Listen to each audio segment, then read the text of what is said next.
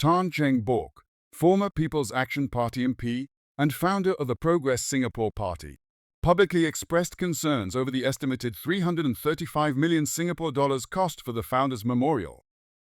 In a detailed Facebook post, he questioned the necessity of such an extravagant expenditure and referred to the late Prime Minister Lee Kuan Yew's known opposition to monuments in his honor. Dr. Tan highlighted a poignant moment from Lee Kuan Yew's eulogy, delivered by his grandson, Lee Kuan Yew, on 29 March 2015.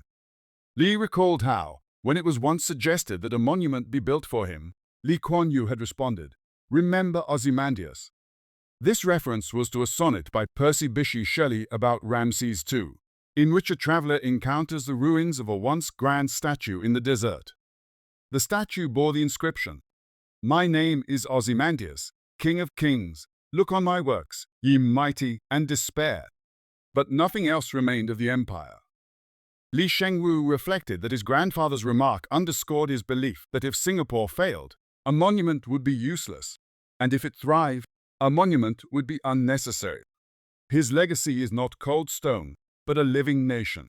"We could no more forget him than we could forget the sky," Lee said, adding that Lee Kuan Yew's enduring contribution lay in the strong institutions he built, which persist beyond the individual and ensure Singapore's stability. In his post, Dr. Tan echoed these sentiments, questioning whether spending 335 million Singapore dollars on a memorial aligned with the founding leader's values. He suggested that the funds might be better spent addressing pressing national issues, particularly healthcare, as Singapore's population continues to age. Dr. Tan, who served for decades as a practicing doctor, called for investments in a home care system, noting that such a move would reduce the strain on hospitals while improving the well-being of the elderly. The estimated 335 million Singapore dollars figure was revealed during a parliamentary session on 9 September 2023, in response to a question posed by Louis Chua, a Workers' Party MP for Sengkang GRC. Minister for Culture, Community and Youth, Edwin Tong, provided the cost breakdown, explaining that the figure covers construction, the fit-out of exhibition galleries, a viewing gallery, an outdoor amphitheater, family spaces, amenities, and a 5-hectare outdoor garden. Mr. Tong added that the final operating costs for the memorial are still being worked out, alongside the development of operational plans.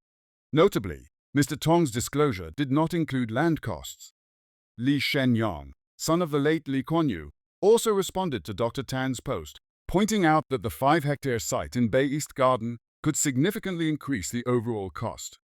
He noted that a nearby plot of land at Marina Gardens Crescent, measuring about 1.5 hectares, was tendered earlier in 2023, but rejected for a bid of 984 Singapore dollars per square foot, deemed too low by the Urban Redevelopment Authority. Based on this price, the value of the land for the founder's memorial could exceed 500 million Singapore dollars, pushing the overall cost of the project even higher. The founder's memorial, initially slated for completion in 2025 to coincide with Singapore's 60th birthday, is now expected to open by the end of 2028. The project was delayed due to extensive infrastructural work at its Bay East Garden location and disruptions caused by the COVID-19 pandemic. The twin two-story buildings, designed by Kengo Kumar and Associates and Singapore's K2LD Architects, will house an integrated gallery and public gardens, intended to serve as a space for reflection on Singapore's past and inspiration for the future. While Minister Tong emphasized that the memorial aims to capture the spirit of the nation and foster unity, Dr. Tan urged that the focus should remain on practical solutions for Singapore's future.